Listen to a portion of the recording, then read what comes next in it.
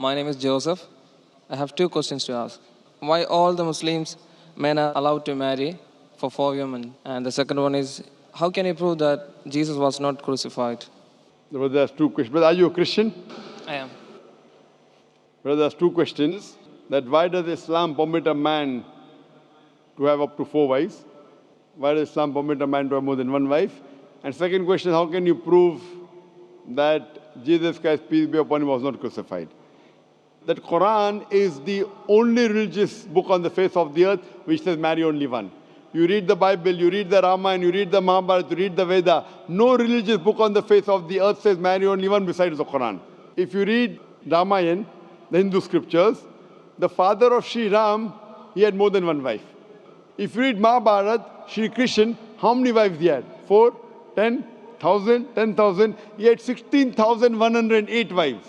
So if Sri Krishna can have 16,108 wives, so why can't Muslims have maximum up to 4? If you read the Old Testament, it says that Solomon, peace be upon him, had 700 wives. Abraham, peace be upon him, had 3 wives. So Old Testament tells you can marry as many wives as you want. Same as the New Testament says that you should follow Old Testament. So in Hinduism, in Christianity, in Judaism, you can marry as many as you want. It is later on that the church put a restriction that Christians should marry only one.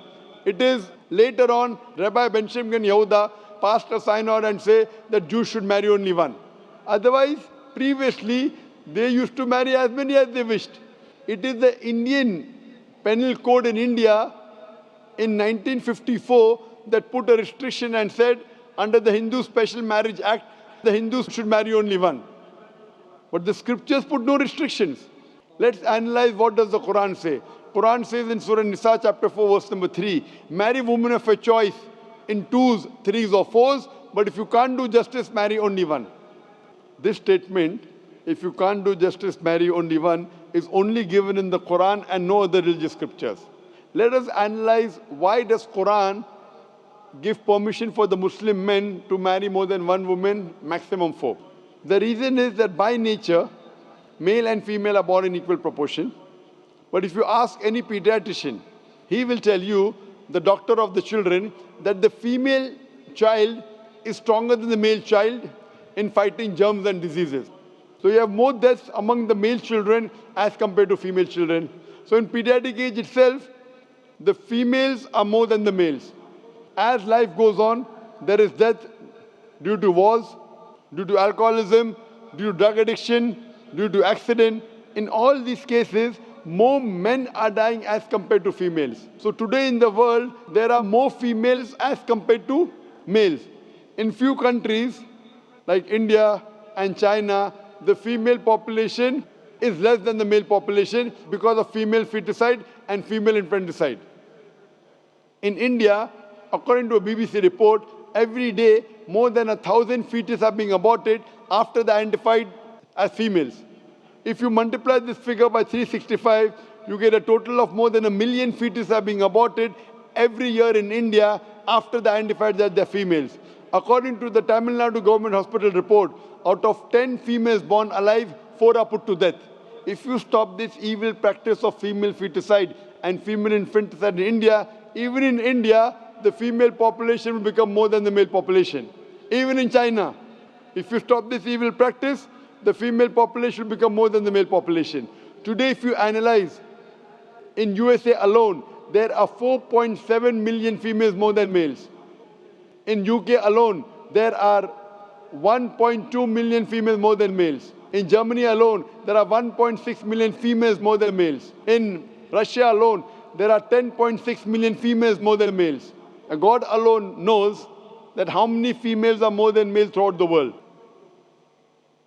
If I agree with you that one man should only marry one woman, and suppose your sister happens to live in America, or suppose my sister happens to live in USA, and the market is saturated, every man has found a wife for himself, yet there will be 4.7 million females who will not find life partner.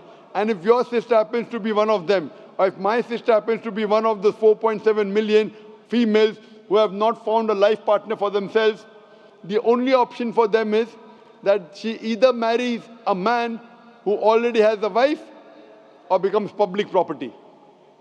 Public property, such a harsh word. It is the most sophisticated word I can use. I cannot use a better word. You know, in America, today the statistics tell us, on average, a man has 8 different sexual partners before he settles down with one. Having mistresses in USA is very common. 5, 10, 20, 30, no problem. Having more than one legal wife, it doesn't go down their throat. When a woman is a mistress, she doesn't get her rights. She is dishonored. She is not treated well. In Islam, when a woman becomes the second wife, she gets her honor, she gets her right, she's treated well. Any modest woman, if you ask her, that would you prefer being a second wife of a man who's already married or become public property, they would opt for the first. So Islam has given permission for some men to have more than one wife to protect the modesty of the woman. Coming to your second question. Is it allowed for ladies to marry 4 men? Brother, you're asking counter question, the time is limited. You asked 2 questions, now you're asking a 3rd question. Are you convinced with the first answer? I'm convinced with the first one. MashaAllah, so you're convinced, okay. The brother asked that, is a woman allowed to have more than one husband? If you do that, this problem will be exaggerated more. I mean in Muslims, in Muslims. As it is, women are more than men. If women marry more than one husband, the problem will be exaggerated. Point number 1. Point number 2, if a man has more than one wife and if the child is born, you can easily identify who is the father, who is the mother.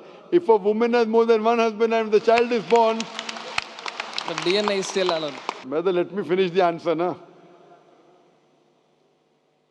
You asked the question, was I interfering? Was I interrupting? Yes or no? No. No. So why are you interrupting? After I finish, you can ask, na? I'm a medical doctor. Are you a medical doctor? No. I'm a medical doctor. I know about DNA testing. I'll come to it. Once, if a woman has more than one husband, 2 husbands, and if a child is born, and if he goes to admit in the school, and if the question, who's your father, she'll have to give 2 names. You're talking about DNA testing. I know about it. DNA testing is recent. Was DNA testing there 50 years back? Was it there? No. It's a new recent discovery, yet it's not 100%. Even if I agree it's 100%, it is now, it wasn't there before. Islam is there since time immemorial. And this is not the only reason. Even if I agree tomorrow it becomes 100% perfect, this is not the only reason. Today science tells us that man is more polygamous in nature as compared to the female. Today science tells us that during menstrual cycle, the female undergoes certain psychological changes. It's not possible for her to do the role of multiple wives. But a man doesn't undergo these changes, it's possible for him to do a role of multiple husbands. Today science tells us that if a man has multiple sexual partners and all are faithful, there is no problem. But if a female has multiple sexual partners and all are faithful, there are chances of sexually transmitted diseases to emerge. And that disease will go back to the male partner. So medically, it is not acceptable that a female has multiple partners, but medically and scientifically, it's acceptable that a male can have multiple partners.